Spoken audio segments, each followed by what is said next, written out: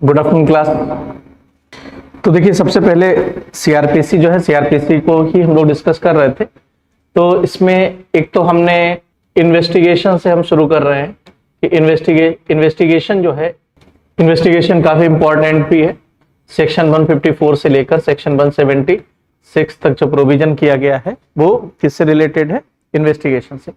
सारा कुछ इंपॉर्टेंट नहीं है। कल की क्लास में हमने सेक्शन 160 बताया था और 160 के साथ में कुछ प्रोविजन इंडियन पिनल कोड के भी बताए थे कि किया जा सकता है, बुलाया जा सकता है किसको, अक्यूज को नहीं बुलाया जाएगा, विटनेसेस वगैरह जो होंगे विटनेसेस को बुलाया जाएगा। और उसी में हमने ये बताया था कि अगर आने से मना करता है तो सेक्शन 174 इंडियन पिनल कोड जो होगा, इंडियन पिनल कोड में पर्सन की लायबिलिटी बनाई जाएगी। ये पूछ सकते हैं। दूसरा, सेक्शन 160 की अगर हम बात करें तो 160 में किस पर्सन को कोर्ट जो होगा कोर्ट में बुलाया जा सकता है। तो 164 की अगर हम बात करें तो केवल जो विटनेस होगा, विटनेस को ही कोर्ट में बुलाया जा सकता है। मामले का जो अक्यूज्ड होगा, अक्यूज्ड को कोर्ट में नहीं बुलाया जा सकता है। ठीक है, तो इस पे हमने केस भी बताया था, रूपचंद का केस बताया था, रूपचंद ध्यान सिंह का केस जो था, जिस केस में ये चीज कोर्ट ने हेल्ड की थी कि जो मामले का अक्यूज्ड होगा, मामले के अक्यूज्ड को कोर्ट में बुलाया नहीं जा सकता है। सॉरी, पुलिस अधिकारी जो होगा, पुलिस अधिकारी नहीं बुला सकता है। फिर हमने कल की क्लास में ये आप लोगों को बताया था कि जो ऑर्डर दिया जाएगा पुलिस अधिकारी के द्वारा, वो ऑर्डर जो होना चाहिए वो ओरल में नहीं होना चाहिए। वो कैसा होना चाहिए? राइटिंग में। लेकिन अगर हम बात करें कि उसने ओरल में ऑर्डर दे दिया तो सेक्शन 465 जो होगा, सेक्शन 465 के प्रोविजन को आपको देखना पड़ेगा कि सेक्शन 465 में क्या किया जाएगा कि इसको इरेगुलरिटी जो होगी, इस इरेगुलरिटी की जांच की जाएगी कि अगर फेलियर ऑफ जस्टिस नहीं हो रहा है, तो अगर फेलियर ऑफ जस्टिस नहीं हो रहा है तो जो प्रोसेस होगा उस प्रोसेस को वैलिड माना जाएगा। लेकिन अगर इसके कारण फेलियर ऑफ जस्टिस हो रहा है तो वैलिड नहीं होगा।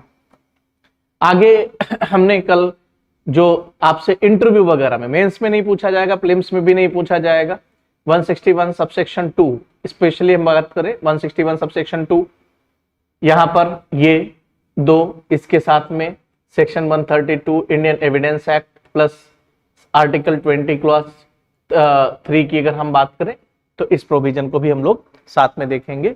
बता भी चुका हूं मैं कि क्या तीनों में कॉन्ट्रडिक्शन है, या आपसे शुरुआत करेंगे तो शुरुआत करेंगे यहां से और उसके बाद में पहुंच जाएंगे इस पे, और जब इसका आप जवाब दे दोगे तो कहीं ना कहीं पर से इससे रिलेटेड क्वेश्चन जो होगा वो पूछा जा सकता है। ठीक है, तो हम अगर बात करें, और जो फेमस केस था, जो फेमस केस हमने बताया था कि पीएल दानी क्या बोलते हैं कि नंदिनी सत्यपति का जो केस था, तो नंदिनी सत्यपति का जो केस था, नंदिनी सत्यपति वर्सेस पीएल दानी का जो केस था, वो मेनली आर्टिकल 20 क्लॉज 3 और इससे रिलेटेड था, और इसी के साथ में पढ़ा जाता है सेक्शन 179 इंडियन पिनल कोड। ठीक है, ये जानना है कि इंडियन पिनल कोड के सेक्शन अगर जवाब नहीं देता है तो सेक्शन 179 इंडियन पिनल कोड जो है, इंडियन पिनल कोड में उस पर्सन की लायबिलिटी बनाई जा सकती है। ठीक है, लेकिन अक्यूज पर्सन से अगर क्या बोलते हैं कि जो विटनेस होगा, विटनेस से ऐसे प्रश्न पूछे जाते हैं जो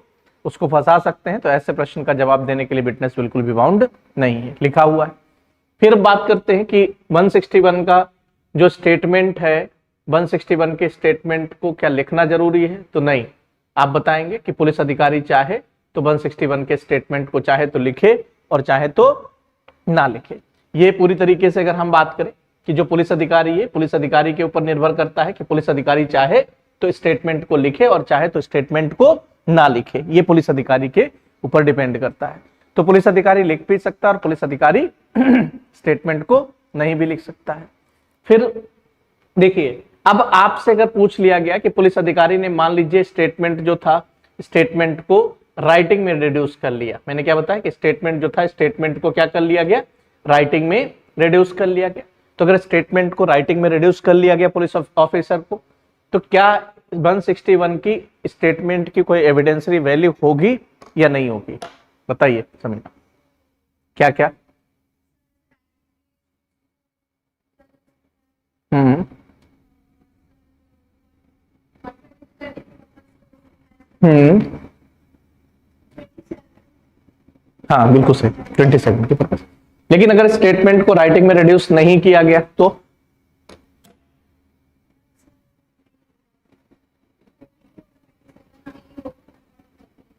देखिए तब 32 और सेक्शन 27 के पर्पज से स्टेटमेंट का प्रयोग किया जाएगा, लेकिन 145 के पर्पज से नहीं किया जाएगा। रीजन क्या है कि जब हम बात करते हैं 145, तो जब हम 145 की बात करते हैं इंडियन एविडेंस एक्ट का, तो statement must be in writing, कि जो प्रीवियस स्टेटमेंट जिसके आधार पर क्रॉस एग्जामिनेशन होना चाहिए वो स्टेटमेंट राइटिंग में होना चाहिए। चलिए ये तो हमने बता दिया। अब देखिए क्वेश्चन, देखिए शुरुआत कहां से होगी आपसे, कि आपसे पूछ लिया गया कि क्या पुलिस अधिकारी जो होगा, पुलिस अधिकारी 161 के स्टेटमेंट को लिखने के लिए बाउंड है, तो आपने कहा कि नहीं, पुलिस अधिकारी जो है पुलिस अधिकारी लिखने के लिए बाउंड नहीं, ये उसकी अपनी चॉइस है।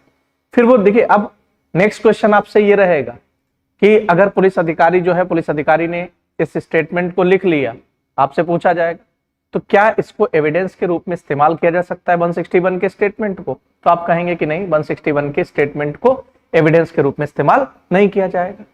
तो वो फिर एक क्वेश्चन यहीं से पूछेंगे कि नहीं किया जाएगा, तो ऐसा तो 161 में कहीं लिखा नहीं गया है, कहीं लिखा गया हो तो बताइए। कहीं नहीं लिखा गया है 161 में कि स्टेटमेंट जो होगा, स्टेटमेंट का इस पर्पज से इस्तेमाल नहीं किया जाएगा।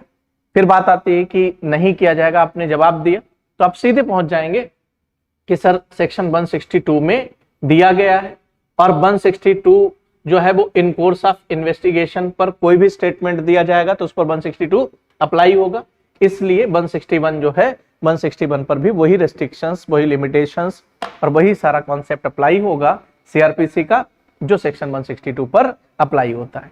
तो इसलिए जिन पर्पजेस से सेक्शन 161 का स्टेटमेंट 162 का स्टेटमेंट प्रयोग किया जा सकता है, उसी पर्पज से सेक्शन 161 का भी स्टेटमेंट प्रयोग किया जा सकता है।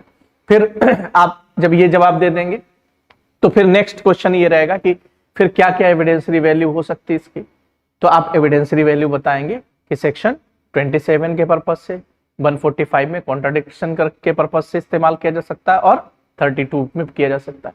फिर उन्होंने क्वेश्चन पूछ लिया कि मान लीजिए अगर स्टेटमेंट को नहीं लिखा गया पुलिस अधिकारी के द्वारा, तो क्या इसकी एविडेंसरी वैल्यू होगी, तो आप एक कम कर देंगे, और वो क्या कम कर देंगे, सेक्शन 145।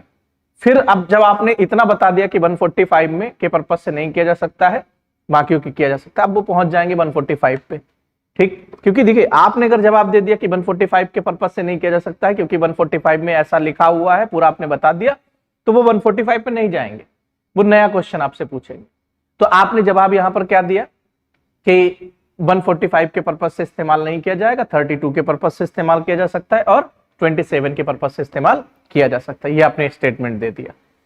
तो वो कहेंगे क्यों नहीं किया जा सकता है, 145 के पर्पज से क्यों नहीं किया जा सकता, तो आप बताएंगे वहां पर कि सेक्शन 145 जो है उसमें लिखा हुआ है कि प्रीवियस स्टेटमेंट जिसको राइटिंग में रिड्यूस किया गया था उसी के आधार पर क्रॉस एग्जामिनेशन होगा। प्रीवियस स्टेटमेंट को अगर राइटिंग में रिड्यूस नहीं किया गया था तो क्रॉस एग्जामिनेशन जो होगा वो 145 में कॉन्ट्राडिक्ट उस पर्पज से नहीं किया जा सकता है, ठीक। ये आपने जवाब दे दिया कि कॉन्ट्राडिक्शन के पर्पज से इस्तेमाल नहीं किया जाएगा अगर 145 में, कब नहीं किया जाएगा, जब स्टेटमेंट को राइटिंग में रिड्यूस नहीं किया गया। तो अब देखिए क्या हुआ कि एक क्वेश्चन और एक क्वेश्चन से आपके आंसर के अकॉर्डिंग अगर हम बात करें कि बहुत सारे क्वेश्चंस जो है क्वेश्चंस बनते चले जा रहे हैं। फिर आपसे नेक्स्ट जो क्वेश्चन पूछ सकते हैं इन्वेस्टिगेशन की, अगर हम बात करें कि आपसे ये कहा गया कि वो आपसे कहेंगे कि क्या पुलिस अधिकारी एफआईआर लिखने के लिए बाउंड है, तो आपने जवाब दिया कि हाँ पुलिस अधिकारी जो है, पुलिस अधिकारी एफआईआर लिखने के लिए बाउंड है, आपने जवाब दे दिया।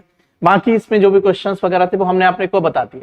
फिर आपसे ये कहेंगे, देखिए पूछा जाएगा कि क्या मजिस्ट्रेट जो है, मजिस्ट्रेट पुलिस अधिकारी के द्वारा अगर इन्वेस्टिगेशन किया जा रहा है उसमें इंटरफेरेंस कर सकता है, तो आप बताएंगे कि नहीं, जुडिशरी और एग्जीक्यूटिव जो है दोनों एक दूसरे से सेपरेट हैं। तो जनरली अगर हम बात करें कि इन्वेस्टिगेशन जो होगा, इन्वेस्टिगेशन में इंटरफेरेंस जो होगा वो मजिस्ट्रेट के द्वारा नहीं किया जा सकता है। लेकिन आप फिर बताएंगे कि पुलिस अधिकारी अगर प्रॉपर तरीके से इन्वेस्टिगेशन नहीं कर रहा है तो वहां पर मजिस्ट्रेट जो होगा, मजिस्ट्रेट इंटरफेयर कर सकता है। तो फिर वो क्वेश्चन पूछेंगे कि इंटरफेयर कर सकता है मजिस्ट्रेट, ये कहीं दिया गया है, प्रोविजन किया गया, तो आप कहेंगे कि नहीं, प्रोविजन नहीं किया गया, वो अपनी इनहेरेंट पावर का इस्तेमाल कर सकता है। और सकीरी वासु के केस के बारे में फिर आप बता देंगे, ठीक है। तो इस तरीके से अब इंटरफेरेंस नहीं कर सकता, इस पे भी केसेस हैं। एक AR अंतुले वर्सेस RS नायक का केस है और दूसरा जो केस है वो है P Ramchandra versus state of Karnataka का केस है। तो जिन केसेस में ये कहा गया है कि एग्जीक्यूटिव और जुडिशरी दोनों एक दूसरे से सेपरेट है, तो एग्जीक्यूटिव और जुडिशरी दोनों एक दूसरे से सेपरेट है, इसलिए एग्जीक्यूटिव के जो है काम में इंटरफेरेंस होगा वो जुडिशरी के द्वारा नहीं किया जा सकता। ये आपने बताया। जैसे ही आपने ये जवाब दिया कि जनरली नहीं करेगा, तो फिर वो तुरंत आपसे पूछेंगे कि भाई 156 सबसेक्शन 3 में जब आप मजिस्ट्रेट के पास गए तब मजिस्ट्रेट ने एफआईआर लिखने का आदेश दिया, तो अब एफआईआर जब वो दबाव में लिख रहा है तो इन्वेस्टिगेशन भी प्रॉपर तरीके से वो नहीं करेगा। दबाव में लिख रहा है, इन्वेस्टिगेशन क्यों करे जब दबाव में उसने एफआईआर लिखा हुआ है? तो ऐसी स्थिति में अग्रीव्ड के पास में कुछ रेमेडी होंगी, तो आप सीधे बताइएगा कि इनहेरेंट पावर के लिए हाईकोर्ट जा सकते हैं। फिर आप जरूर बताइए, क्योंकि हो सकता है वो आगे सकीरी वासु के केस ना पूछे आपसे, तो आप बताइए। लेकिन पहले हाईकोर्ट में जाते थे, आप सीधे सीधे बता दीजिएगा कि सकीरी वासु का केस आया, और उस केस के बाद से क्या होगा कि जो सबऑर्डिनेट कोर्ट्स वगैरह हैं वो भी इनहेरेंट पावर का इस्तेमाल करते हुए जो पुलिस अधिकारी है, पुलिस अधिकारी अगर इन्वेस्टिगेशन प्रॉपर तरीके से नहीं कर रहा है तो उसमें इंटरफेरेंस कर सकता है। ये आपने बता दिया। तो इस तरीके से ये अब जब आपने ये कहा कि इंटरफेरेंस कर सकता है, फिर उन्होंने क्वेश्चन पूछ दिया। क्या क्वेश्चन पूछ दिया कि चलिए ठीक है, मजिस्ट्रेट के पास में आपने 156 सबसेक्शन 3 का एप्लीकेशन कर दिया। यही क्वेश्चन पूछ दिया कि 156 सबसेक्शन 3 का एप्लीकेशन कर दिया। इसके बाद में कोई पुलिस अधिकारी मान लीजिए इन्वेस्टिगेशन नहीं कर रहा है, तो क्या आपके पास में अधिकार है कि फिर से आप सेक्शन 156 सबसेक्शन 3 में एप्लीकेशन कर सकते हैं? तो आप बताइए कि हाँ साहब, उसमें सीधे बताइए कि 2007 में, अब केस बता दीजिएगा। 2007 में एक केस आया था, Dilawar Singh versus state of Delhi का केस था। तो Dilawar Singh versus state of Delhi का जो केस था, एनसीटी दिल्ली मतलब करके था केस, तो इस केस में ये चीज हेल्ड कर दी गई थी। क्या हेल्ड किया गया था कि state of Bihar, sorry, Dilawar Singh versus state of Delhi का जो केस था, इस केस में ये हेल्ड किया गया था कि अगर पुलिस अधिकारी 156(3) में उसको क्या बोलते हैं कि एप्लीकेशन किया गया मजिस्ट्रेट के पास में, मजिस्ट्रेट के आदेश के बाद में भी इन्वेस्टिगेशन नहीं कर रहा है, तो अगर इन्वेस्टिगेशन नहीं कर रहा है तो क्या किया जा सकता है कि दोबारा से एप्लीकेशन किया जा सकता है, दोबारा से एप्लीकेशन किया जा सकता है। फिर यहीं पे क्वेश्चन पूछ दिया गया कि 156 सबसेक्शन 3 में मजिस्ट्रेट के पास में एप्लीकेशन किया गया, तो मजिस्ट्रेट क्या कर सकता है? यहां पर क्या क्या अधिकार है मजिस्ट्रेट के पास में कि मजिस्ट्रेट क्या कर सकता है? समीना, 156 सबसेक्शन 3 में एप्लीकेशन किया गया तो मजिस्ट्रेट क्या कर सकता है?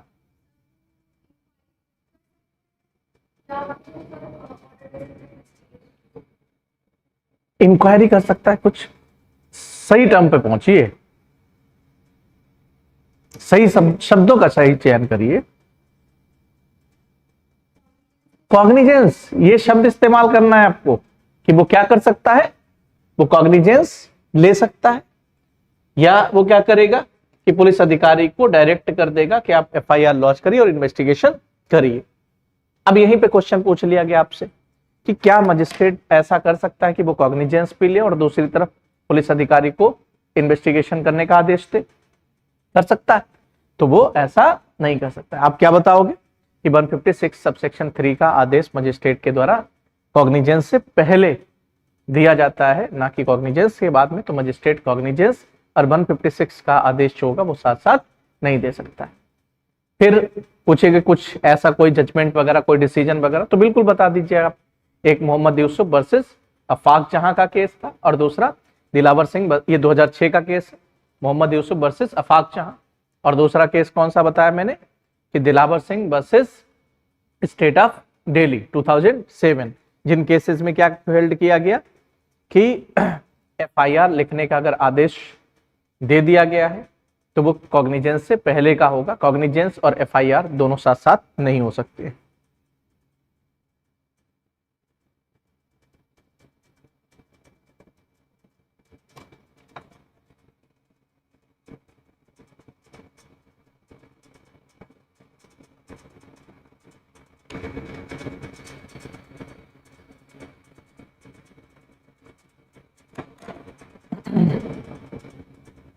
ठीक है, पुलिस अधिकारी को कोई भी ऑफेंस अगर सूचना मिलती है, इंफॉर्मेशन दी जाती है, एफआईआर लिखने के लिए बाउंड है, पुलिस अधिकारी एफआईआर लिखने के लिए बाउंड है। अब आपने ये जवाब दिया कि पुलिस अधिकारी बाउंड है एफआईआर लिखने के लिए। नेक्स्ट क्वेश्चन आपसे पूछ लिया कि अगर पुलिस ऑफिसर इस बात को ही डिसाइड नहीं कर पा रहा है कि ऑफेंस कॉग्निजेबल ऑफेंस है या नॉन कॉग्निजेबल ऑफेंस है, क्या पुलिस अधिकारी एफआईआर लिखने से पहले इस बात की प्रिलिमिनरी इंक्वायरी कर सकता है कि वो इस बात को असर्टेन कर सके, इस बात को डिसाइड कर सके कि ऑफेंस कॉग्निजेबल ऑफेंस है या नॉन कॉग्निजेबल है? कर सकता है, कर सकता है। तो देखिए एफआईआर लिखने के लिए बाउंड है, लेकिन ये अधिकार है पुलिस ऑफिसर के साथ पास में। क्या अधिकार है पुलिस ऑफिसर के साथ पास में? कि वो एफआईआर लिखने से पहले इस बात को डिसाइड कर सकता है या इस बात को सर्टेन कर सकता है या डिटरमाइन कर सकता है कि जो सूचना, जो इंफॉर्मेशन उसको मिली है वो कॉग्निजेबल ऑफेंस से रिलेटेड है या नॉन कॉग्निजेबल ऑफेंस से रिलेटेड है। केस लिख लीजिएगा, रमेश कुमारी का केस था इस पे, रमेश कुमारी वर्सेस एनसीटी दिल्ली 2006, रमेश कुमारी वर्सेस एनसीटी दिल्ली 2006।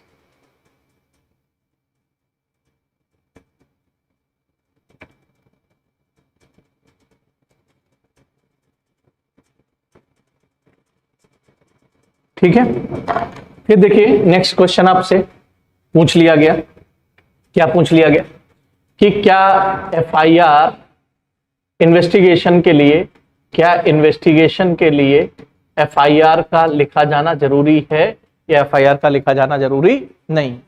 तो आपका जवाब क्या होगा कि इन्वेस्टिगेशन के लिए एफआईआर वैसे तो लिखी जाए, लेकिन अगर हम बात करें कि एफआईआर जो है एफआईआर का लिखा जाना जरूरी नहीं है, इन्वेस्टिगेशन के लिए एफआईआर का लिखा जाना जरूरी नहीं है। ये आपने जवाब दे दिया।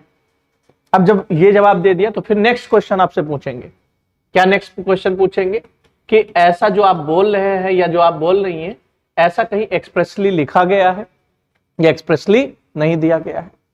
तो आप क्या जवाब देंगे कि एक्सप्रेसली दिया गया है। जब हम सेक्शन 157 पढ़ते हैं तो 157 में लिखा हुआ है कि ऑन रिसीविंग, क्या लिखा हुआ है? On receiving information, on receiving information और अदरवाइज, क्या लिखा हुआ है? और अदरवाइज।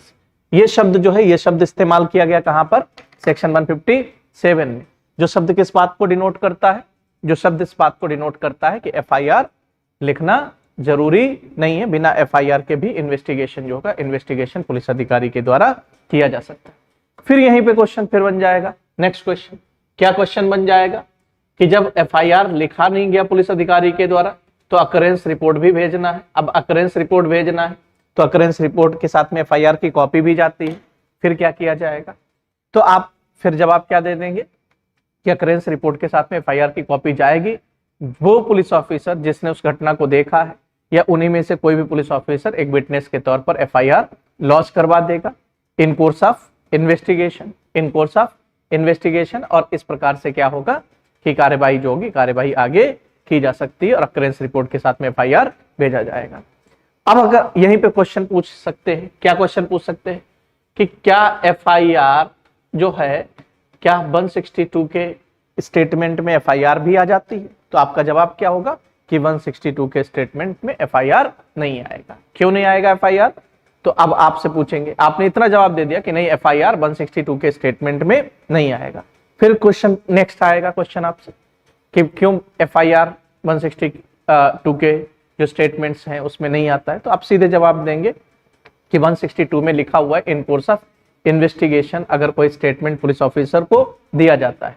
लेकिन एफआईआर एक ऐसा स्टेटमेंट है जो उस ऑफेंस के कॉग्निजेबल ऑफेंस से रिलेटेड होता है और जिसको इन्वेस्टिगेशन से पहले दिया जाता है।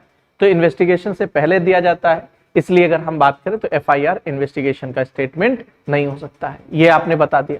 अब थोड़ा मुश्किल करने की कोशिश की मान लीजिए उन्होंने, तो आपसे पूछ लिया कि क्या कोई ऐसी सिचुएशन हो सकती है कि जिस सिचुएशन में एफआईआर सेक्शन 162 जो है 162 पर 162 का जो स्टेटमेंट है उसमें एफआईआर भी आ जाए? तो आप बताते कि अगर इन्वेस्टिगेशन पुलिस अधिकारी ने बिना इंफॉर्मेशन के शुरू कर दिया है और बीच के स्टेज पर अगर एफआईआर लिखवाई जाती है तो वो in course of statement, in course of investigation का स्टेटमेंट है। तो ऐसे स्टेटमेंट जो है उस स्टेटमेंट पर 162 जो होगा 162 को लागू किया जा सकता है। तो इस तरीके से आपने ये क्या बोलते हैं कि 162 जो है 162 में जो जनरल रूल है वो जनरल रूल आपको पहले बताना, अब उनको पूछना होगा तो वो आगे पूछेंगे, नहीं पूछना होगा तो वो उतने पर ही रुक जाएंगे। तो इस तरीके से आपने 162 जो है 162 के बारे में बता दिया।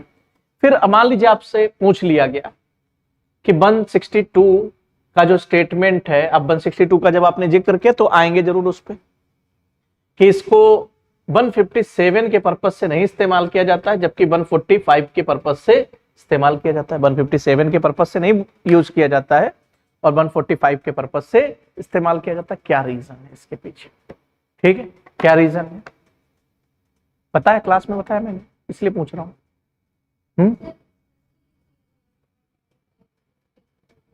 नहीं तो क्यों लिखा गया है? 157 में भी तो लिख सकते थे। देखिए, पुलिस अधिकारी जो होता है वो काम किसकी तरफ से कर रहा होता है? प्रोसिक्यूशन की तरफ से, क्योंकि वो अक्यूज्ड के अगेंस्ट एविडेंसेस वगैरह कलेक्ट कर रहा होता है। तो ऐसी स्थिति में अगर हम बात करें कि मान लीजिए कोई स्टेटमेंट किसी पर्सन ने दिया पुलिस ऑफिसर को, उसने दबाव बनाया उस स्टेटमेंट को देने के लिए, ठीक, और वो किसके एविडेंसेस स्टेटमेंट ले रहा है? जो अक्यूज्ड के अगेंस्ट के विटनेसेस वगैरह। अब कहीं ना कहीं पर से अगर हम बात करें कि स्टेटमेंट जो दिए गए थे इन्वेस्टिगेशन की स्टेज पर, फिर से क्या होगा कि कोर्ट में उस विटनेस को पेश करवाया जाएगा, और विटनेस को तो कोई चेतावनी कोर्ट देता नहीं है कि आप कोई ऐसा स्टेटमेंट देने के लिए बाउंड नहीं हो या जो भी चीजें हैं। फिर वो दबाव बनाता है उस विटनेस पर भी, मान लीजिए दबाव बना दिया और कहा कि जो स्टेटमेंट आपने पहले दिया था वही स्टेटमेंट आपको कोर्ट में भी देना। तो कहीं ना कहीं पर से क्या होगा कि इस तरीके से पुलिस अधिकारी जो है, पुलिस अधिकारी अपना जो काम है उस काम को इस तरीके से काफी ज्यादा सपोर्ट दे सकता है, और इन्वेस्टिगेशन जो होगा, इन्वेस्टिगेशन प्रॉपर तरीके से वो नहीं करेगा, उन सब चीजों से बचेगा। ठीक, तो इस वजह से अगर हम बात करें तो वहां पर क्या होगा कि ऐसे स्टेटमेंट पर नहीं लागू होता है जो खुद को सपोर्ट करने वाले जो स्टेटमेंट है। देखिए, करोबोरेशन होगा तो वो खुद को सपोर्ट करने वाले स्टेटमेंट्स होंगे, कंट्राडिक्ट होगा तो वो खुद के अगेंस्ट हो सकते हैं, सपोर्ट करने वाले नहीं हो सकते। तो पुलिस अधिकारी हमेशा इस काम में लगा रहेगा कि वो ऐसा करे, इन्वेस्टिगेशन कुछ इस तरीके से करे कि जहां पर चीजें करोबोरेट की जा सकती हो। तो इस वजह से दिक्कतें हो सकती थी, इसीलिए लॉ कमीशन की 41 जो लॉ कमीशन की रिपोर्ट थी, उस रिपोर्ट में सीधे सीधे ये कह दिया गया था कि इन स्टेटमेंट्स जो होंगे, इन स्टेटमेंट्स का करोबोरेशन के पर्पज से इस्तेमाल नहीं किया जा सकता है, लेकिन केवल और केवल कॉन्ट्राडिक्ट करने के पर्पज से इस्तेमाल किया जा सकता है। ठीक है, तो ये हो गया आपका सेक्शन क्या बोलते हैं कि 162 के बारे में हमने आपको बताया। और 162 में अगर हम बात करें कि अब आपसे पूछ लिया गया कि 162 के स्टेटमेंट को पुलिस अधिकारी जो है, पुलिस अधिकारी के द्वारा साइन नहीं करवाया जाएगा। तो अगर साइन नहीं करवाया जाएगा तो क्या कुछ ऐसे स्टेटमेंट्स हैं जो 162 में साइन करवाए जाएंगे पुलिस अधिकारी के द्वारा इन्वेस्टिगेशन के दौरान लिए गए? तो आप बताएंगे कि अगर एक्सपर्ट्स की ओपिनियन लिया जाता है, क्या बताएंगे कि एक्सपर्ट्स की ओपिनियन अगर ली जाती है इन कोर्स ऑफ इन्वेस्टिगेशन, तो वो स्टेटमेंट भी जो होगा, वो स्टेटमेंट भी कौन सा स्टेटमेंट होगा? 162 का स्टेटमेंट होगा। लेकिन ऐसा स्टेटमेंट जो होगा उस स्टेटमेंट पर सिग्नेचर जो होंगे, सिग्नेचर भी लिए जाएंगे। ठीक, आगे फिर क्वेश्चन पूछ लिया, जब 162 पे ही था तो बहुत तरीके के क्वेश्चन बन सकते हैं। आपसे क्वेश्चन पूछ लिया गया मान लीजिए 162 पे कि आइडेंटिफिकेशन परेड पर पूछ लिया गया कि आइडेंटिफिकेशन परेड जो होता है, आइडेंटिफिकेशन परेड कब हो जाना चाहिए? तो इन कोर्स ऑफ इन्वेस्टिगेशन। अब इन कोर्स ऑफ इन्वेस्टिगेशन फिर पूछ लिया गया आइडेंटिफिकेशन परेड आपसे कौन करवाता है आइडेंटिफिकेशन परेड? तो आपने बता दिया एग्जीक्यूटिव मजिस्ट्रेट या दो रेपुटेटेड सोसाइटी के दो रेपुटेटेड पर्सन जो होगा उनकी प्रेजेंस में आइडेंटिफिकेशन परेड जो होगा, आइडेंटिफिकेशन परेड करवाया जा सकता है। फिर चूंकि आइडेंटिफिकेशन फिर पूछ लेंगे कहां पर प्रोविजन किया गया आइडेंटिफिकेशन परेड का, तो आपने सेक्शन 9 इंडियन एविडेंस एक्ट बता दिया, का सीआरपीसी में भी बताया गया, तो आपने बता दिया सेक्शन 54A सीआरपीसी का बता दिया। फिर आपने जो प्रोसीजर बताया होगा उस प्रोसीजर के कॉन्टेक्स्ट में कहेंगे कि भाई कहां लिखा हुआ है ये प्रोसीजर, तो इसका प्रोसीजर कहां पर बताया गया कि उत्तर प्रदेश पुलिस रेगुलेशन। कौन सा पैराग्राफ है? पैराग्राफ नंबर 116, जिसमें किसके बारे में बात की गई है? आइडेंटिफिकेशन परेड के बारे में बताया गया है कि आइडेंटिफिकेशन ऑफ पर्सन, और वहीं पर ये प्रोसीजर जो है उस प्रोसीजर को लिखा गया है। कहां पर लिखा गया प्रोसीजर को? पैराग्राफ नंबर 116 में ये प्रोसीजर बताया गया कि पुलिस अधिकारी जो होगा, पुलिस अधिकारी देखिए कुछ रिलेटेड प्रोविजंस जो हैं वो पुलिस रेगुलेशन में आपको पढ़ना पड़ेगा, ठीक है। वो रिलेटेड प्रोविजन क्या है, जैसे आइडेंटिफिकेशन परेड, जो प्रोसीजर आप बताते हैं, जो प्रोसीजर आप देखते हैं, तो उसमें 162 का जो प्रोविजन जो है उस पर अप्लाई ना हो, ठीक। इस वजह से अगर हम बात करें कि जो प्रोसीजर बताया गया, प्रोसीजर भी बताया जाना जरूरी है। और जब प्रोसीजर आप बताएंगे तो प्रोसीजर में जब आप प्रोविजन नहीं बताएंगे कि कहां पर दिया गया है, तो भी कहीं ना कहीं पर से वो एक बैड इम्पैक्ट, हाँ बाई चांस आप भूल जाए तो आप ये इतना कह सकते हैं, चल जाएगा काम, इससे कोई दिक्कत नहीं होगी। आपने ये कह दिया कि उन्होंने पूछा कि प्रोसीजर जो आप बता रहे हैं कहाँ दिया गया है, सीआरपीसी में कहाँ दिया गया है, एविडेंस में कहाँ पर दिया गया, दो लॉ की आपने बात की, तो आप बताएंगे ना तो सर सीआरपीसी में दिया गया, ना क्या बोलते हैं कि एविडेंस एक्ट में दिया गया, इसको उत्तर प्रदेश पुलिस रेगुलेशन में दिया गया। अब वो आपसे पूछ लेते हैं कि कहां पर दिया गया है ऐसा provision Uttar Pradesh police regulation में, तो बिल्कुल अगर आपको याद है तो आप बता दीजिए, नहीं याद है सॉरी बोलेंगे, इससे कोई फर्क नहीं पड़ने वाला, इससे कोई फर्क नहीं पड़ने वाला। हाँ लेकिन अगर उन्होंने पूछा कि section 41 Indian criminal procedure code में क्या प्रोविजन किया गया, आपने तब सॉरी बोल दिया, तो इससे फर्क पड़ेगा। सिंपल क्वेश्चन में फर्क पड़ता है, मुश्किल क्वेश्चन में फर्क नहीं पड़ता है, ठीक है। तो इस तरीके से फिर नेक्स्ट क्वेश्चन आपसे पूछ लिया जाए, पिछली बार में पूछा भी था जज साहब ने कि आइडेंटिफिकेशन परेड जो होता है वो एग्जीक्यूटिव मजिस्ट्रेट ही क्यों करवाता है, इन कोर्स ऑफ इन्वेस्टिगेशन हो रहा है। हमने क्या बताया कि इन कोर्स ऑफ इन्वेस्टिगेशन जब हो रहा है तो इसको पुलिस ऑफिसर के द्वारा करवाया जाना चाहिए, लेकिन ये मजिस्ट्रेट ही क्यों करवाता है, समीना?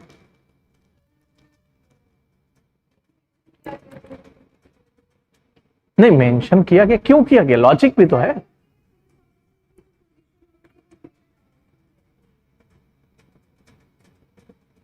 ये रीजन अगर आप बताएंगे तो अच्छे नंबर नहीं मिलेंगे आपको, तो आप कहेंगे कि फिर वो क्या कहेंगे आपसे कि आप जज बन के पुलिस ऑफिसर्स को उसी नजरिए से देखेंगे, सिस्टम जो होगा सिस्टम में फिर आपका इंटरफेरेंस बढ़ेगा क्योंकि आपकी नजरिया ही ऐसा है, ठीक है। तो फंसते चली जाएंगे आप, ये नहीं कहेंगे हाँ है बिल्कुल, उसको संदेह की तरीके से देखा गया इसलिए लॉ बनाया गया इस तरीके का। तो आप देखिए लॉजिक जो दीजिए वो लॉ के अकॉर्डिंग दीजिए, लॉ क्या कह रहा है।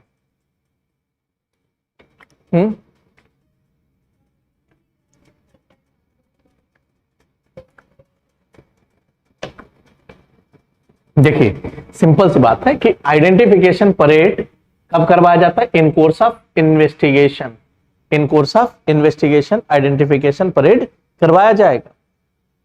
अब अगर इसको पुलिस ऑफिसर ने करवाया तो सेक्शन 162 ये कहता है कि if any statement is given to police officer in course of investigation then such statement will not be used for any purpose. कौन कहता है, सेक्शन 162। तो अगर ये स्टेटमेंट पुलिस ऑफिसर, क्योंकि इन्वेस्टिगेशन तो चल ही रहा था, स्टेटमेंट पुलिस ऑफिसर को दे दिया गया, तो अगर स्टेटमेंट पुलिस अधिकारी को दे दिया गया तो ऐसी स्थिति में अगर हम बात करेंगे तो वहां पर क्या होगा कि 162 अप्लाई हो जाएगा और उसकी एविडेंसरी वैल्यू खत्म हो जाएगी। आपने ये जवाब दे दिया, एविडेंसरी वैल्यू खत्म हो जाएगी। अब फिर यहीं से क्वेश्चन बनेगा आपसे, क्या इसकी एविडेंसरी वैल्यू पूरी तरीके से खत्म हो जाएगी या पूरी तरीके से नहीं खत्म होगी, तो आप क्या जवाब देंगे? नहीं, फिर गलत जवाब हो जाएगा। तीन पर्पस कैसे यहां पर अगर हम बात करें आइडेंटिफिकेशन में हो सकता है,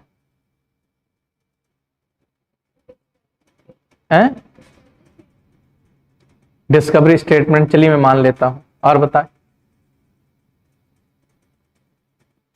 वैसे डिस्कवरी से भी कोई इतना ताल्लुकात है नहीं। देखिए किसी भी स्टेटमेंट की अगर हम बात करें कि आइडेंटिफिकेशन परेड करवाया गया, सिंपल सी बात समझिए, और अगर इस पर 162 अप्लाई हो गया तो 162 अप्लाई हो गया तो क्या लिखा हुआ है 162 में कि इस स्टेटमेंट का किसी भी पर्पज से कोई प्रयोग नहीं किया जाएगा। ये आपने जवाब दे दिया और आपने बताया कि आइडेंटिफिकेशन परेड की एविडेंसरी वैल्यू खत्म हो जाएगी, या आपने ये जवाब दिया कि आंशिक रूप से पार्शियली उसकी एविडेंसरी वैल्यू खत्म हो जाएगी। तुरंत वो पूछेंगे नेक्स्ट क्वेश्चन कि ये आपने जो आंशिक शब्द का इस्तेमाल किया या पार्शियल शब्द का, ये आपके अकॉर्डिंग है, चल रहा इंटरव्यू, बोर्ड के अकॉर्डिंग कुछ भी नहीं हो रहा। आपने तुरंत जवाब दिया कि पार्शियली खत्म हो जाएगा, क्योंकि आप जान रहे थे कि हमसे पार्शियली पे क्वेश्चन पूछे वो, तो आपने पार्शियल शब्द इस्तेमाल कर दिया। अब देखिए पार्शियली खत्म हो जाएगा मतलब आइडेंटिफिकेशन परेड का 157 के पर्पज से भी इस्तेमाल हो सकता है और 145 के पर्पज से भी इस्तेमाल हो सकता है, ठीक है। लेकिन अगर इस पर 162 अप्लाई हो जाएगा तो 162 में 157 को तो बताया नहीं गया, किसको बताया गया है? 145 को बताया गया।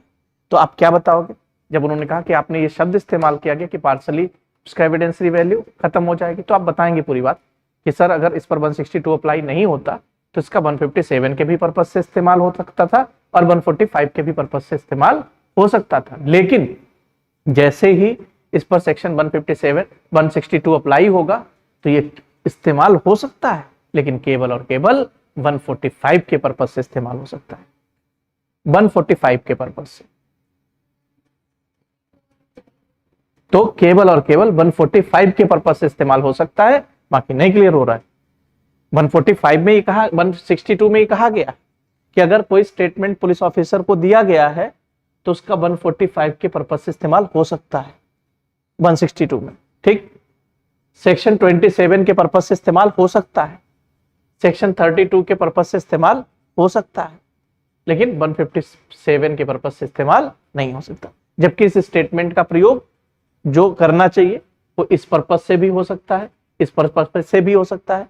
तो 162 अगर अप्लाई होगा तो इस पर्पज से तो रह जाएगा, लेकिन इस पर्पज से खत्म हो जाएगा। अब क्लियर हुआ कि जो आपने शब्द इस्तेमाल किया कि पार्शियली उसकी एविडेंशियरी वैल्यू जो होगी वो खत्म हो जाएगी, आपने जवाब दिया।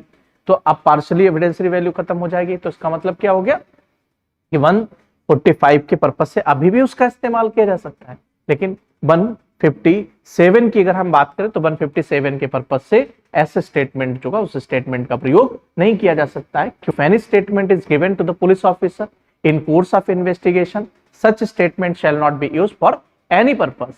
बट अगर हम बात करें कि किन पर्पज से इस्तेमाल किया जा सकता है, तो पर्पज क्या क्या हो सकता है कि जिस पर्पज से स्टेटमेंट का प्रयोग किया जा सकता, तो वो पर्पज ये हो सकता है कि 145 के पर्पज से कर सकते हैं। लेकिन उद्देश्य क्या होता है स्टेटमेंट लेने का? उद्देश्य ये होता है कि 145 के भी पर्पज से इस्तेमाल किया जाए और 157 के उद्देश्य से भी इस्तेमाल किया जाए। क्लियर हो गया आप लोगों, समझ में आ गया? तो ये जवाब होगा आपका पार्शियली। ये क्वेश्चन पूछा गया था, बिहार में जज है लड़का वो इस समय, ठीक है, सेम क्वेश्चन पूछा था जज साहब ने, ठीक। तो इस तरीके से देखिए आपका जो आंसर होगा, आंसर में ही क्वेश्चंस वगैरह जो है वो बनते चले जाएंगे। हम पढ़ा नहीं रहे हैं, हम केवल टेक्निक बता रहे हैं, ठीक है, पढ़ा तो हम चुके हैं पहले से, ठीक। अगला कुछ क्वेश्चंस हैं सिंपल से, 0 FIR क्या होता है, इस टाइप के क्वेश्चंस। दूसरा क्रॉस FIR जो है, क्रॉस FIR क्या होता है। फिर मल्टीपल FIR जो है, मल्टीपल FIR क्या होता है। इस टाइप के क्वेश्चंस जो है, इस टाइप के भी क्वेश्चंस पूछे जा सकते हैं, 0 FIR, क्रॉस FIR और मल्टीपल FIR, ठीक है। तो ये फिर मान लीजिए आपने जवाब भी दे दिया तो पूछेंगे CRPC में इसका कोई उल्लेख किया गया, तो आप सीधे जवाब दोगे कि नहीं, CRPC में 0 FIR, मल्टीपल FIR या क्रॉस FIR जैसा कोई कॉन्सेप्ट नहीं दिया गया, एक्सप्रेसली नहीं दिया गया, ठीक है।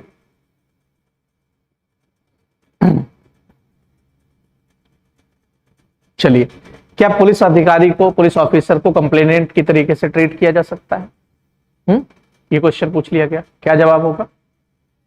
कब? नहीं किया जा सकता, किया जा सकता, कब?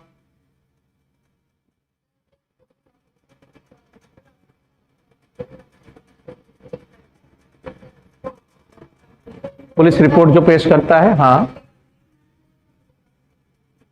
माना जाएगा, ठीक है, ये जवाब दे दिया। अब यहीं पे दूसरा क्वेश्चन बन जाएगा कि किसी केस लॉ से निकल के आया या इसका एक्सप्रेसली प्रोविजन किया गया है। अब देखिए ऐसे जवाब से ही क्वेश्चन बनता है, तो आप क्या जवाब देंगे इसमें?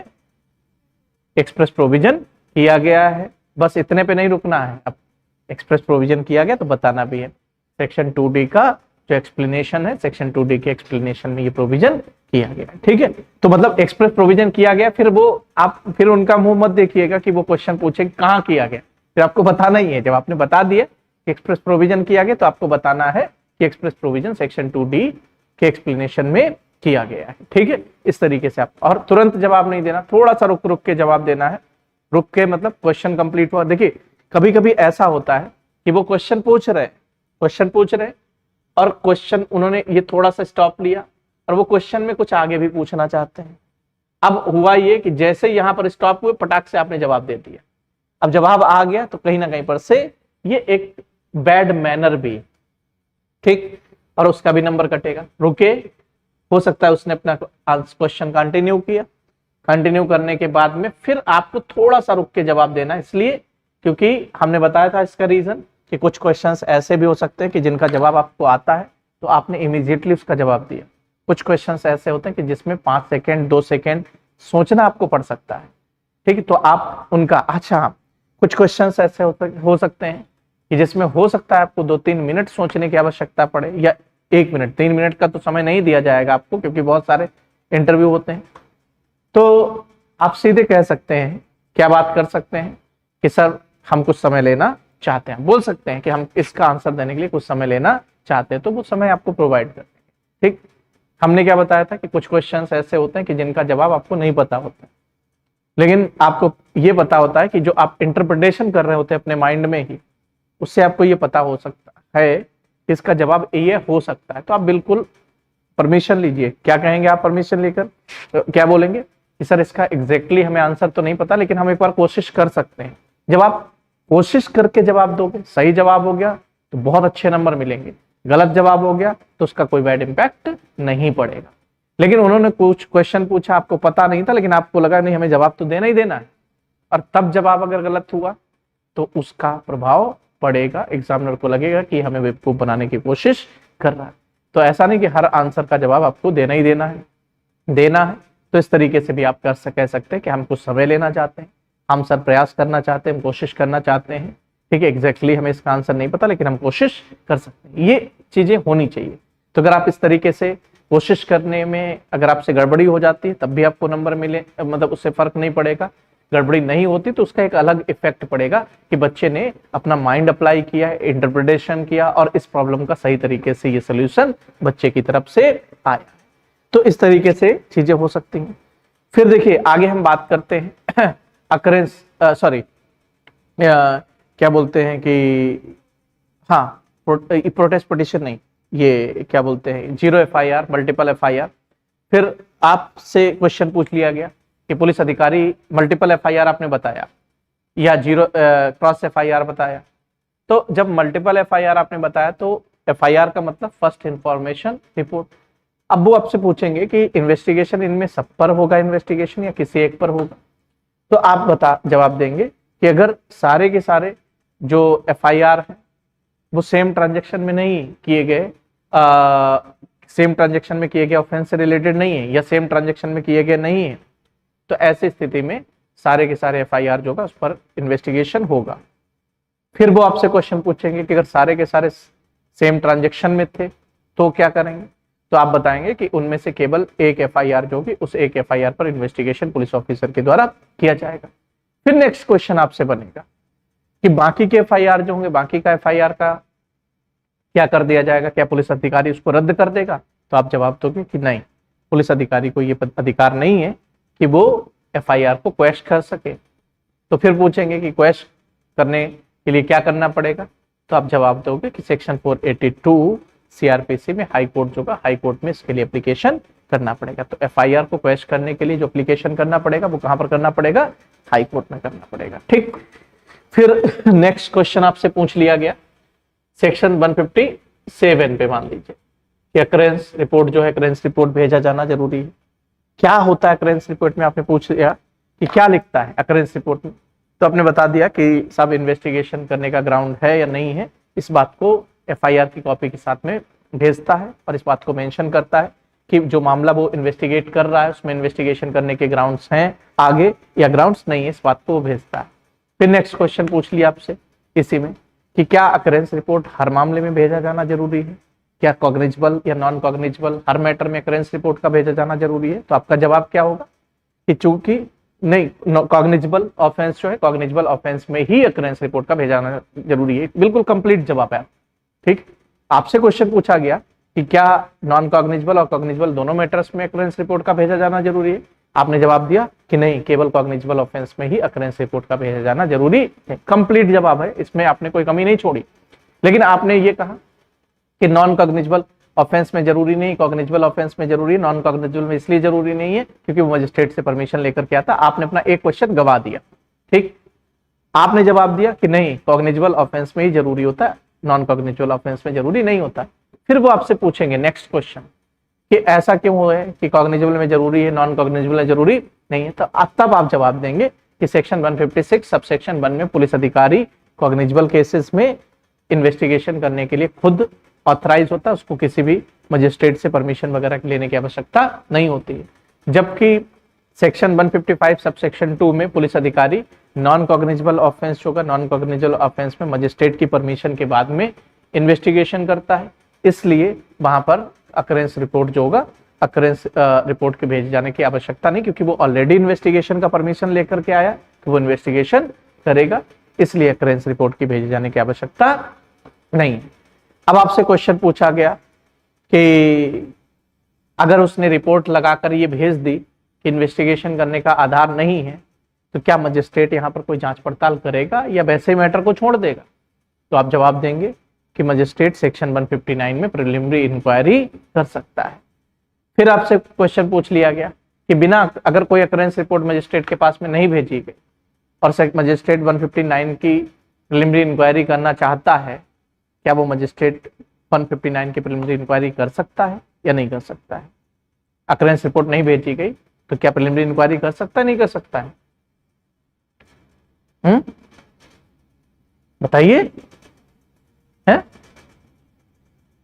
पता वाली बात नहीं, लॉजिक लगाइए ना इसमें कि पुलिस अधिकारी ने ये रिपोर्ट भेजा कि इन्वेस्टिगेशन करने का आधार नहीं है, तो मजिस्ट्रेट 159 में प्रिलिमिनरी इंक्वायरी का आदेश देता है। मेरा क्वेश्चन ये है कि पुलिस अधिकारी ने अगर अकरेंस रिपोर्ट नहीं भेजा तो क्या मजिस्ट्रेट तब भी 159 में प्रिलिमिनरी इंक्वायरी कर सकता है? नहीं करेगा। क्यों करेगा? क्योंकि जब उससे पता चलेगा कि पुलिस अधिकारी इन्वेस्टिगेशन नहीं करना चाहता है, वो मना कर रहा है, ग्राउंड नहीं है, तभी तो वो प्रिलिमिनरी इंक्वायरी करके इस बात की जांच करेगा कि इन्वेस्टिगेशन का ग्राउंड है या इन्वेस्टिगेशन का ग्राउंड नहीं है। तो जब तक 157 की रिपोर्ट उसको प्राप्त नहीं हो जाती है तब तक वो 159 का नहीं मतलब प्रिलिमिनरी इंक्वायरी करेगा। अब 159 की भी जो रिपोर्ट प्राप्त हो उसमें ये लिखा होना चाहिए कि इन्वेस्टिगेशन करने का कोई भी ग्राउंड नहीं है। तो अगर ये लिखा है कि इन्वेस्टिगेशन करने का कोई भी ग्राउंड नहीं तो ही वो प्रिलिमिनरी इंक्वायरी करेगा, अदरवाइज वो प्रिलिमिनरी इंक्वायरी नहीं करेगा। केस लिख लीजिए इस पे, S N Sharma versus Vipin Kumar Tiwari, 1970 Supreme court.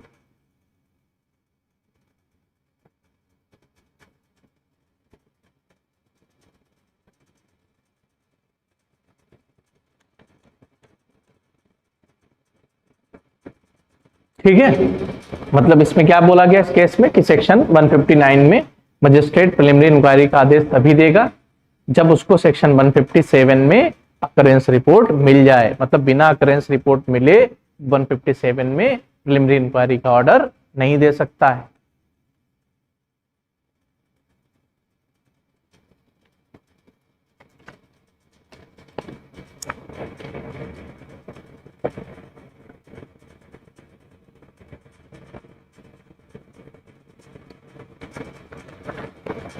अब आपसे अकरेंस रिपोर्ट पे ही क्वेश्चन बना दिया गया कि क्या अकरेंस रिपोर्ट की मांग अक्यूज पर्सन के द्वारा साक्ष्य के रूप में की जा सकती है? क्या साक्ष्य के रूप में उसको पेश कर सकता है अकरेंस रिपोर्ट को अक्यूज पर्सन? नहीं। क्यों नहीं कर सकता है? रीजन बताइए। नहीं जवाब, हाँ जवाब सही है आपका।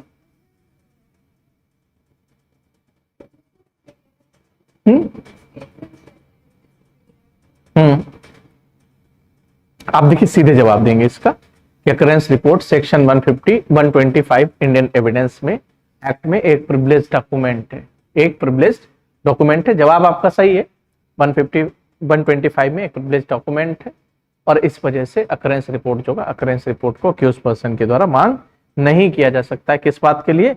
एविडेंस के रूप में, या वो मांग नहीं कर सकता है। ठीक है, बात समझ में आ गई। तो अकरेंस रिपोर्ट की मांग पुलिस अधिकारी के द्वारा, सॉरी अक्यूज पर्सन के द्वारा नहीं की जा सकती। रीजन उसके पीछे ये है कि उसमें विटनेसेस वगैरह को खतरा हो सकता है, जो साक्षी वगैरह है उनको खतरा हो सकता है, इसलिए अकरेंस रिपोर्ट की जो मांग होगी वो अक्यूज पर्सन के द्वारा नहीं की जा सकती। ठीक, आगे देखिए आपसे पूछा गया 161 क्या बोलते हैं 62 से फिर क्वेश्चन पूछ लिया गया। मान लीजिए ये क्वेश्चन 162 से ये पूछ लिया जाएगा कि 145 में जो कॉन्ट्रडिक्ट किया जाता है, क्या कॉन्ट्रडिक्शन के लिए क्रॉस एग्जामिनेशन का किया जाना जरूरी है?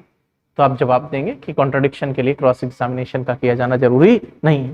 फिर यहीं से क्वेश्चन बन जाए कि बिना क्रॉस एग्जामिनेशन के कॉन्ट्रडिक्शन कैसे किया जा सकता है। तो आप बताएंगे कि मजिस्ट्रेट भी प्रीवियस जो डॉक्यूमेंट है उस प्रीवियस स्टेटमेंट के आधार पर क्वेश्चंस पूछ सकता है, पर मजिस्ट्रेट अगर क्वेश्चन पूछता है तो उसको हम क्रॉस एग्जामिनेशन नहीं कहेंगे। फिर आपसे पूछेंगे कि मजिस्ट्रेट को यह अधिकार सीआरपीसी में कहां दिया गया है, तो आप क्या बताएंगे, कहां दिया गया?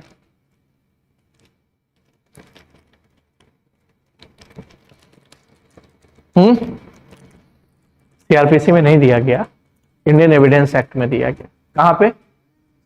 165 में। ठीक है, कहां पर दिया गया? इंडियन एविडेंस एक्ट के सेक्शन 165 में यह अधिकार दिया गया है मजिस्ट्रेट को कि वो क्या कर सकता है, क्वेश्चंस पूछ सकता है, किसी भी प्रकार का क्वेश्चन जो होगा क्वेश्चन पूछ सकता है। ठीक है, तो इस तरीके से ये कुछ क्वेश्चंस वगैरह हैं वो आपसे पूछे जा सकते हैं। फिर कन्फेशन वगैरह पे भी सिंपल सा क्वेश्चन जो है, सिंघारा सिंह का जो केस था उस केस की गाइडलाइंस वगैरह हमने बताई हैं क्लास में, और अभी मैंने लिखाई भी सारी गाइडलाइंस जो है वो हमने लिखा दी थी। अभी जो हम इंडियन एविडेंस एक्ट की क्लास ले रहे हैं तो वो किसी बच्चे से मिल लीजिएगा और वो सारी गाइडलाइंस ले लीजिएगा कि जो भी गाइडलाइंस दी गई थी सिंघारा सिंह के केस में उसको तैयार कर लीजिएगा। सिंपल सा क्वेश्चन पूछा जाएगा इस पे। ठीक है, और ये हो गया 164 हो गया। 167 से कई सारे क्वेश्चंस बन सकते हैं। ठीक है, जिसको हमने बहुत डिटेल में और बहुत सारे केसेस के साथ में 167 जो है उसको पढ़ाया। एक तो 167 में कि कौन से मजिस्ट्रेट, क्या अथॉरिटी होनी चाहिए मजिस्ट्रेट के पास में, तो सीधे से आप बता देंगे कि कोई जरूरी नहीं कि वो किसी भी प्रकार से कॉम्पिटेंट हो, मजिस्ट्रेट होना चाहिए। नियरेस्ट मजिस्ट्रेट शब्द का वहां पर प्रयोग किया गया। फिर आपसे क्वेश्चन पूछ ले क्या एग्जीक्यूटिव मजिस्ट्रेट भी रिमांड दे सकता है, रिमांड पर केस पर्सन को दे सकता है, तो आप क्या जवाब देंगे? दे सकता है। कितना? 7 डेज का। कहां पर प्रोविजन किया गया? हाँ, सेक्शन 167(2)(a) में प्रोविजन किया गया। कहां पर किया गया? सेक्शन 167(2)(a) में प्रोविजन किया गया है कि मजिस्ट्रेट, एग्जीक्यूटिव मजिस्ट्रेट जो का वो भी 7 दिन का दे सकता है। फिर रिमांड कितने दिन का हो सकता है मैक्सिमम आपसे पूछा जाए, तो आप क्या बताएंगे? 90 दिन या 60 डेज। 90 दिन या 60 डेज मैक्सिमम रिमांड कितना हो सकता है? 90 दिन या 60 डेज। अब आपसे फिर क्वेश्चन पूछा है ये 90 दिन और 60 दिन का अलग अलग समय दिया गया, किन मैटर्स में होगा ये? ठीक है, आपसे पूछ लिया गया, तो आप क्या जवाब देंगे कि डेथ सेंटेंस, लाइफ इम्प्रिजनमेंट या imprisonment of more than 10 years तक में क्या होगा? 90 डेज। और अगर हम बात करें कि the imprisonment which is not punishable with death sentence, life imprisonment और पनिशमेंट ऑफ 10 ईयर्स। ठीक है, मतलब punishment of 10 years, more than 10 years, तो ऐसे मैटर्स जो होंगे उस मैटर्स में कितने दिन तक का रिमांड जो होगा, रिमांड दिया जा सकता है? तो मैक्सिमम 60 डेज। ठीक, फिर बात की गई कि पुलिस रिमांड जो होगी, पुलिस रिमांड कितनी हो सकती है, तो आप क्या बताएंगे? 15 दिन तक। 15 दिन तक। अब देखिए, शुरुआती 15 दिन जो है उनको हमने बताया भी था, केसेस के माध्यम से हमने बताया था कि उसको पुलिस रिमांड को जुडिशियल रिमांड और जुडिशियल रिमांड को पुलिस रिमांड में कन्वर्ट किया जा सकता है। फिर आपसे क्वेश्चन पूछ लिया गया कि कोई अक्यूज्ड जो 15 दिन तक पूरी पुलिस कस्टडी में रह चुका है, क्या 15 दिन के बाद में पुलिस अधिकारी चाहता है कि उसको पुलिस कस्टडी में दिया जाए, क्या मजिस्ट्रेट अक्यूज पर्सन को पुलिस कस्टडी में दे सकता है? नहीं दे सकता है। मैक्सिमम कितना है? 15। लेकिन फिर भी पुलिस अधिकारी को लगता है, आवश्यकता लगती है कि रिमांड पे भेजा जाना चाहिए, तो अगर वो उससे पूछताछ करना है तो क्या वो कर सकता है बुला करके, रिमांड पर लेकर के? नहीं कर सकता है, उसको खुद जाना पड़ेगा। कहां पर? जुडिशियल कस्टडी में। पुलिस अधिकारी को खुद जाना पड़ेगा। कहां पर? जुडिशियल कस्टडी में। और जुडिशियल कस्टडी में जाकर के वो क्या कर सकता है? जो भी क्वेश्चंस वगैरह हैं या जो भी इन्वेस्टिगेशन वगैरह है, इन्वेस्टिगेशन वहां पर जाकर कर सकता है। फिर जो चीजें हमने केस लॉ के माध्यम से बहुत सारी चीजें बताई हैं, केस लॉ की हम लिस्ट भी प्रोवाइड कर देंगे। अब उसमें बहुत सारी चीजें ये बताई गई हैं कि अगर पुलिस अधिकारी इन्वेस्टिगेशन 90 डेज में कंप्लीट नहीं कर पाता है, पर अक्यूज पर्सन के द्वारा बेल का एप्लीकेशन और बेल से संबंधित जो चैप्टर 33 में प्रक्रिया बताई उसको पूरा नहीं किया जाता है, उसके बाद में पुलिस रिपोर्ट पेश कर दी जाती है, क्या उसका बेल का राइट बना रहेगा? तो आप क्या बताएंगे? उसका बेल का राइट तब खत्म हो जाएगा। लेकिन अगर उसने 90 डेज का समय कंप्लीट हो गया, बेल के लिए अप्लाई कर दिया, सारी जो टर्म्स एंड कंडीशंस बेल की होती है, सिक्योरिटी वगैरह, वो सारी चीजें दे दी, और उसके बाद में अगर पुलिस रिपोर्ट पेश कर दी जाती है तो पुलिस रिपोर्ट के पेश होने से बेल का उसका राइट जो होगा वो खत्म नहीं होगा। बेल अगर ग्रांट कर दी कोर्ट ने, किस आधार पर ग्रांट कर दी? पुलिस रिपोर्ट नहीं पेश की गई थी, तो पुलिस रिपोर्ट अगर बाद में पेश हो जाती है तो वो बेल के कैंसिलेशन का ग्राउंड नहीं बनेगा। आपने ये जवाब दिया, तो आपने जब ये जवाब दिया तो वो फिर पूछेंगे कि ऐसा क्यों है, आप इस तरीके से जो आपने जवाब दिया कि वो बेल के कैंसिलेशन का आधार नहीं बनेगा। तो आपसे ये क्वेश्चन पूछा कि आधार नहीं बनेगा, ऐसा कहीं कुछ स्पेशली दिया गया? तो आप बताएंगे चैप्टर 33 बेल का जो ग्रांट करना या बेल का जो कैंसिलेशन होता है, कैंसिलेशन के जो ग्राउंड्स हैं वो चैप्टर 33 में बताएगा, और इस सेक्शन में स्पेशली चैप्टर 33 के बारे में बताया गया है।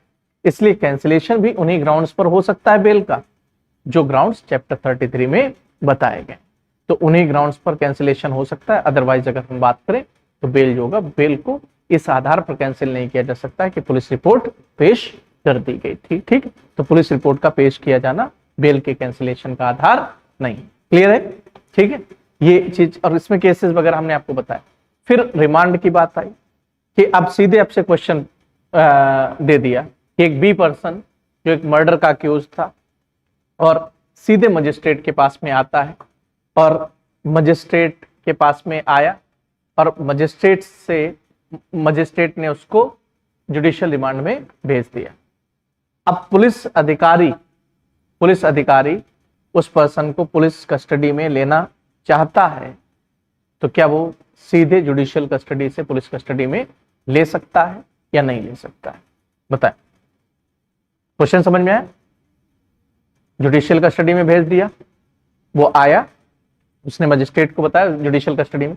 अब पुलिस अधिकारी पुलिस कस्टडी में ऐसे अक्यूज को लेना चाहता है, क्या वो मजिस्ट्रेट की परमिशन से सीधे जुडिशियल कस्टडी से पुलिस कस्टडी में ले सकता है? नहीं ले सकता है। हाँ, डायरेक्टली मजिस्ट्रेट के पास में गया। नहीं, क्यों नहीं जा सकता है? उसने मर्डर किया, पहुंच गया सीधे मजिस्ट्रेट के पास।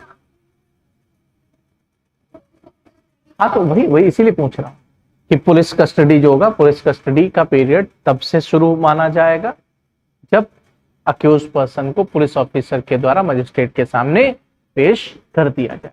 ठीक, अब यहां पर देखिए क्या होगा, तो आप इसका जवाब क्या देंगे? यही जवाब दिया आपने, फिर आप जवाब देंगे कि मजिस्ट्रेट जो होगा, मजिस्ट्रेट पुलिस अधिकारी को अक्यूज पर्सन को सौंपेगा, वो उसको दोबारा से कोर्ट में पेश करेगा, और पेश करने के बाद में फिर पुलिस कस्टडी जो होगी, पुलिस कस्टडी उसको ग्रांट की जाएगी। ठीक, फिर आप बताएंगे, पूछा सीआरपीसी में तो ऐसा लिखा नहीं गया कहीं पर स्पेशली, तो आप कौन सा केस बताएंगे?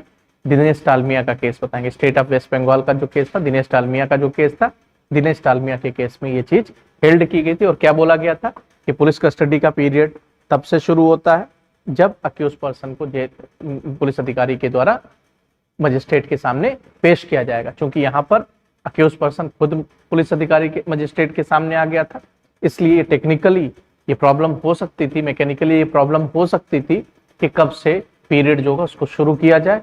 इसलिए अगर हम बात करें तो पहले मजिस्ट्रेट के सामने पेश करेगा और उसके बाद में किया जाएगा। ठीक है, ये हो गया आपका सेक्शन 167 से रिलेटेड। फिर प्रोटेस्ट पिटीशन आपसे पूछा जा सकता है, 169 पे पहुंचेंगे तो प्रोटेस्ट पिटीशन जो होगा, प्रोटेस्ट पिटीशन फिर आपसे पूछ लिया जाएगा कि ये प्रोटेस्ट पिटीशन जैसा कॉन्सेप्ट जो था ये एग्जिस्टेंस में आया तो कहीं ना कहीं पर से एक अच्छा उद्देश्य होगा इसका, इसलिए आया। और आपसे पूछ लिया क्या ऐसा उद्देश्य है, क्या एक अच्छा उद्देश्य है जिसके कारण प्रोटेस्ट पिटीशन जो है इसको एक नए कॉन्सेप्ट के रूप में डेवलप किया गया। तो क्या जवाब होगा आपका? नहीं, वो तो एक आम सी बात हो गई, फेलियर ऑफ जस्टिस। कोई सिचुएशन भी तो बताइए।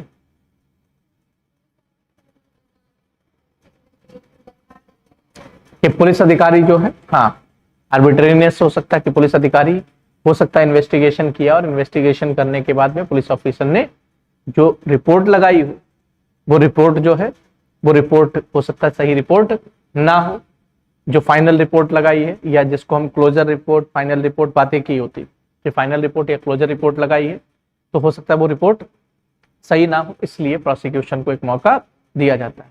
तो मजिस्ट्रेट जो होगा, मजिस्ट्रेट क्या कहेगा कि प्रोसिक्यूशन को इस बात का नोटिस देगा और उससे कहेगा कि आप इसके खिलाफ प्रोटेस्ट पिटिशन फाइल करना चाहते हो या फाइल करना नहीं चाहते हो। अब जो प्रोसिक्यूशन होगा प्रोटेस्ट पिटिशन फाइल कर सकता है। अब अगर प्रोटेस्ट पिटिशन फाइल किया गया तो मजिस्ट्रेट क्या क्या कर सकता है, आपसे नेक्स्ट क्वेश्चन पूछ लिया गया। तो प्रोटेस्ट पिटिशन उसने फाइल किया तो मजिस्ट्रेट क्या क्या कर सकता है, मैंने बताया केस आप लोगों, विष्णु कुमार का जो केस बताया था, क्या क्या कर सकता है प्रोटेस्ट पिटिशन पर, या तो वो संज्ञान ले सकता है, हाँ, उसको कंप्लेंट की तरीके से ट्रीट करके 191A में कॉग्निजेंस ले सकता है, हाँ। फर्दर इन्वेस्टिगेशन का ऑर्डर कहां पर, 173 सबसेक्शन 8 में, ठीक है, 173 सबसेक्शन 8 में फर्दर इन्वेस्टिगेशन का आदेश दे सकता है, ठीक। अब वो 2-3 बता दोगे तो वो खुद ही रुक जाएंगे, फिर नहीं पूछेंगे आपसे, ठीक है। 2 बता दिए पॉइंट, फिर कहेंगे अच्छा अच्छा ठीक है, आगे बढ़ जाएंगे दूसरा क्वेश्चन, ठीक है। तो प्रोटेस्ट पिटिशन वगैरह जो है, प्रोटेस्ट पिटिशन आपसे पूछा जा सकता है, ठीक। उसके अलावा में फिर आपसे पूछेंगे कि सेक्शन 173 में फर्दर इन्वेस्टिगेशन का प्रोविजन किया गया है। एक तो 173 सबसेक्शन 3 में किया गया और दूसरा 8 में किया गया, दोनों में डिफरेंस क्या है?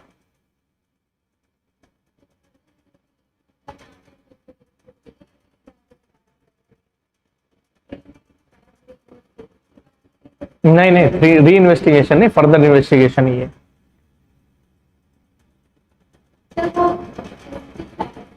देखिए, जहां पर कोई वरिष्ठ अधिकारी के द्वारा इन्वेस्टिगेशन किया जा रहा है और कोई सबॉर्डिनेट भी कर रहा है, तो ऐसी स्थिति में अगर मान लीजिए कोई जो सीनियर ऑफिसर है उसने रिपोर्ट पेश कर दिया, तो वो अपने जूनियर को ये कह सकता है कि हमने तो रिपोर्ट पेश कर दी लेकिन इसको आप कंटिन्यू करते रहिए।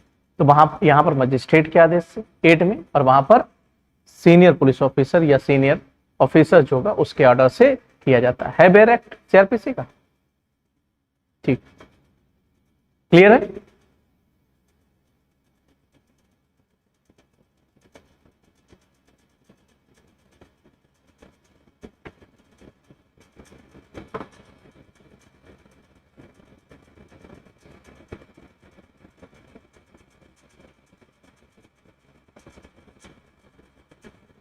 फिर देखिए सेक्शन 190 में कौन मजिस्ट्रेट ऑथराइज है कॉग्निजेंस लेने के लिए, जुडिशियल मजिस्ट्रेट फर्स्ट क्लास। फिर यहीं से क्वेश्चन पूछ लिया गया कि क्या कोर्ट ऑफ सेशन भी किसी मामले का डायरेक्टली कॉग्निजेंस ले सकता है? जनरली नहीं ले सकता है, बट ले सकता है। कौन कौन से?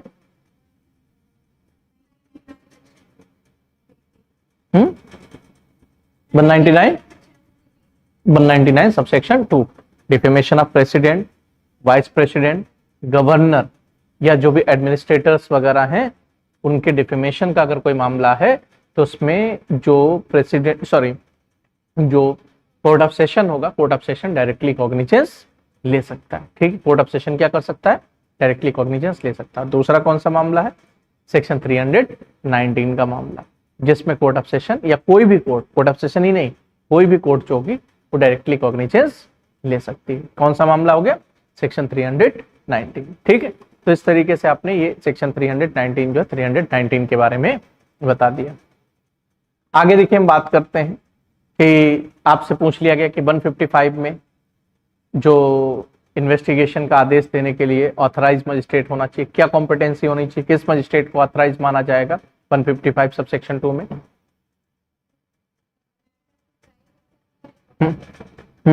जो मजिस्ट्रेट उस मामले का ट्रायल करने के लिए ऑथराइज हो या उस मैटर को कमिट करने के लिए ऑथराइज हो, ऐसा मजिस्ट्रेट जो होगा उस मजिस्ट्रेट के द्वारा उस मामले का को में इन्वेस्टिगेशन जो होगा इन्वेस्टिगेशन करने का आदेश दिया जा सकता है, ठीक है।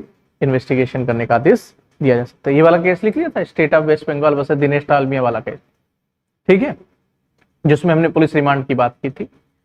चलिए ये हो गया।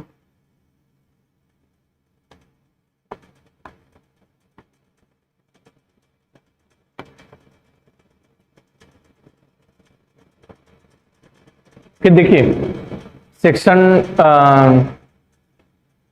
200, सेक्शन 200 से लेकर 203 तक ये पढ़ना ही पढ़ना है। जो कंप्लेंट केसेस में क्या प्रोसीजर अपनाया जाता है, तो कंप्लेंट केसेस में क्या क्या प्रोसीजर अपनाया जाता है, ये जानना बहुत ही ज्यादा जरूरी है। तो सिंपल सी बात है कि कंप्लेंट केसेस में क्या होगा कि पुलिस अधिकारी जो होगा, मजिस्ट्रेट से शिकायत की गई 191A में कॉग्निजेंस ले लिया मजिस्ट्रेट ने, देन वो क्या करेगा, 200 का प्रोसेस करेगा। तो आपसे क्वेश्चन पूछ लिया गया क्या 191A में कॉग्निजेंस लिए बिना मजिस्ट्रेट 200 का प्रोसेस कर सकता है, तो आप जवाब देंगे कि नहीं, क्योंकि 200 में लिखा हुआ है कि कॉग्निजेंस लेने के बाद में मजिस्ट्रेट क्या कर सकता है कि एग्जामिनेशन, किसका एग्जामिनेशन करेगा 200 में, कंप्लेनेंट और उसके विटनेसेस का एग्जामिनेशन जो होगा वो करेगा कहां पर, 200।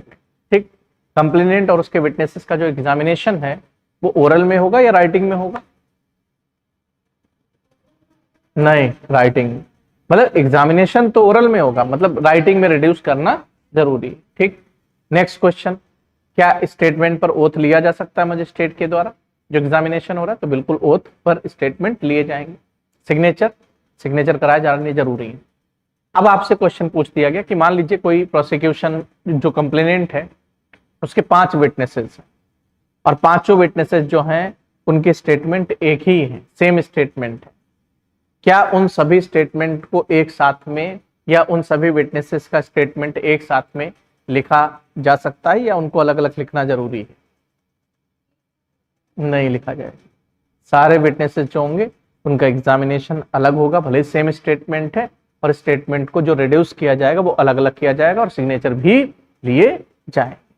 फिर नेक्स्ट क्वेश्चन पूछ लिया गया कि मजिस्ट्रेट जो है, मजिस्ट्रेट के द्वारा जो 200 का एग्जामिनेशन किया जा रहा है, क्या ऐसे स्टेटमेंट को एविडेंस के रूप में प्रयोग किया जा सकता है, साक्ष्य के रूप में प्रयोग किया जा सकता है, नहीं किया जा सकता है? क्या जवाब होगा आपका? नहीं किया जा सकता। सही जवाब इसका क्या है कि नहीं किया जा सकता।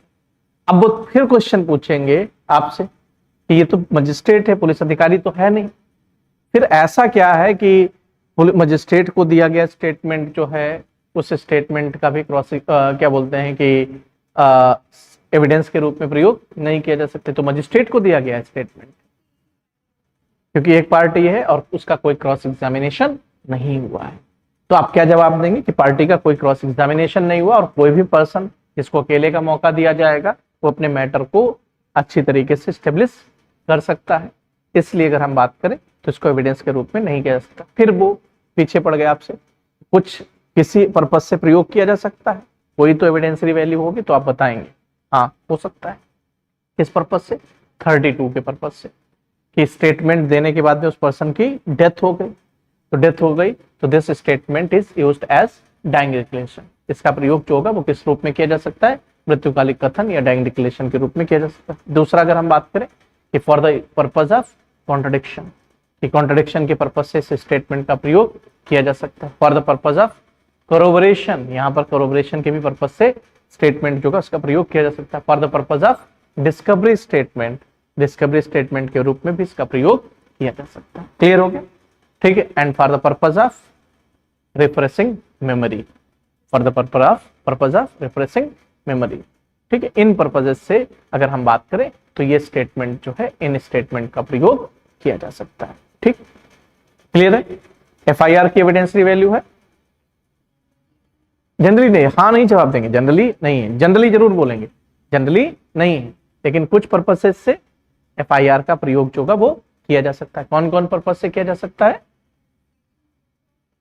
बिल्कुल ठीक है, कंडक्ट के रूप में, हाँ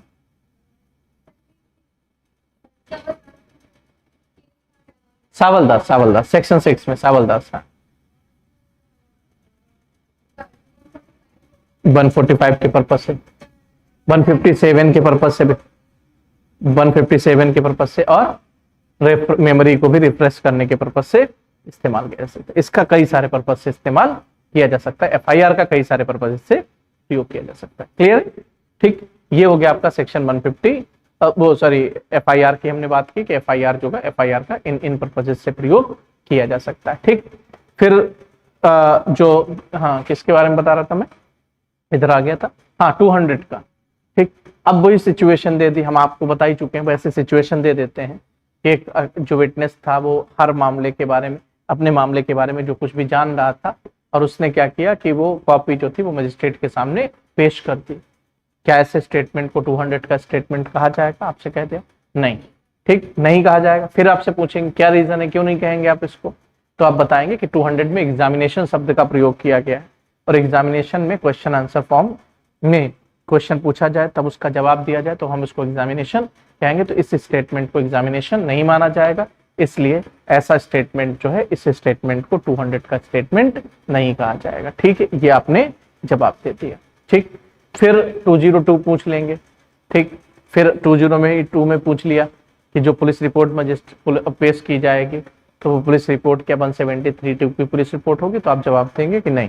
जैसे आपने जवाब दिया नहीं, फिर नेक्स्ट क्वेश्चन पूछेंगे वो कि भाई क्यों पुलिस रिपोर्ट जब पेश कर रहा है तो 173(2) में जानी चाहिए, यहाँ पर क्यों, तो आप जवाब दोगे कि 173(2) की जो पुलिस रिपोर्ट होती है वो प्री कॉग्निजेंस, और जबकि हम यहाँ पर बात करें कि ये रिपोर्ट जो है वो पोस्ट कॉग्निजेंस है, इस वजह से ये 202 में की ही पुलिस रिपोर्ट इसको कहा जाएगा। वो प्री कॉग्निजेंस होती है और ये पोस्ट कॉग्निजेंस है, इसलिए इसको 202 की पुलिस रिपोर्ट कहा जाएगा। ठीक, फिर क्या कोई प्राइवेट पर्सन के द्वारा भी इन्वेस्टिगेशन किया जा सकता है 202 में? कर सकता है। क्या पुलिस प्राइवेट पर्सन को अरेस्ट करने का राइट होगा? तो विदाउट वारंट प्राइवेट पर्सन को अरेस्ट करने का राइट नहीं। ठीक है, ये अंतर है। पुलिस अधिकारी कर सकता है but a private person is not entitled to arrest any person without warrant.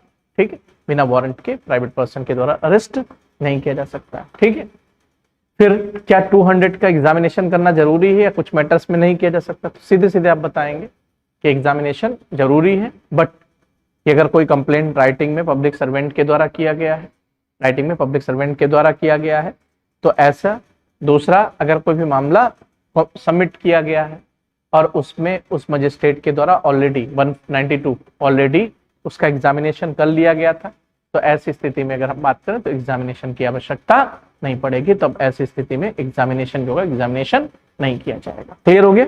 ये पॉइंट समझ में आ गया? तो ये 200, फिर 203 और 204। ठीक, 204 में आपसे क्वेश्चन पूछा गया कि कोई डॉक्यूमेंट कोर्ट में पेश करवाना है, तो क्या सेक्शन 204 में इश्यू ऑफ प्रोसेस हो सकता है? किसी विटनेस को अगर कोर्ट में पेश करवाना है तो 204 में क्या इश्यू ऑफ प्रोसेस हो सकता है? वारंट, समन या प्रोडक्शन वारंट की बात की गई, तो समन इशू किया जा सकता है किसी विटनेस को 204 में। किसको किया जाता है? केवल अक्यूज। 204 की अगर हम बात करें तो वो केवल और केवल किसको किया जाएगा? अक्यूज्ड को पेश करवाने के लिए समन इशू किया जाएगा, या वारंट इशू किया जाएगा, या प्रोडक्शन वारंट इशू किया जाएगा किसी विटनेस को कोर्ट में बुलाने के लिए 204, या कोई डॉक्यूमेंट कोर्ट में पेश करवाने के लिए 204 का प्रोसेस जो होगा 204 का प्रोसेस नहीं किया जाता है। ठीक है, फिर 205 वगैरह पे सिंपल सा क्वेश्चन पूछ लेते हैं कि अक्यूज की प्रेजेंस में ही लिया जाना चाहिए। कोई ऐसी सिचुएशन है जहां पर अक्यूज की प्रेजेंस में नहीं लिए जाते हैं, तो आप बता दीजिएगा। 205 बता दीजिएगा, 273 बता दीजिएगा, 318 का प्रोविजन बता दीजिएगा, उसके अलावा में सेक्शन 299 सबसेक्शन 1 एंड सबसेक्शन 2। ठीक है, ये आपने बता दिया।